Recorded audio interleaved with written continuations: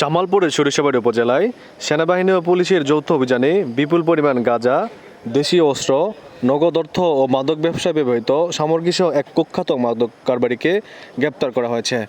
আজ বৃহস্পতিবার দুপুরে বিষয়টি নিশ্চিত করেছেন সরিষাবাড়ী থানার ভারপ্রাপ্ত কর্মকর্তা চাঁদ মিয়া।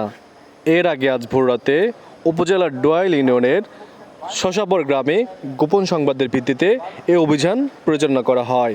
গ্রেপ্তারকৃত সোহেল মিয়া উপজেলা শশাবর গ্রামের জালাল উদ্দিনের ছেলে।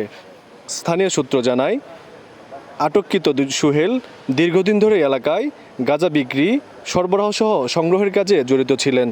এলাকার তরুণ সমাজকে ধ্বংসের পথে ঠেলে দিচ্ছিল তার এই মাদক ব্যবসা। তার বিরুদ্ধে আগেও একাধিকবার মাদক সংশ্লিষ্টতার অভিযোগে গ্রেপ্তার করা হয়।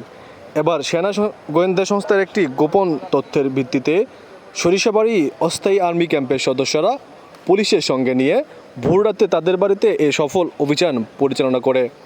এ সময় তার দেহ তল্লাশি করে প্রথমে 1 কেজি গাঁজা ও পরে তার দেওয়া তথ্যের মধ্যে 14 কেজি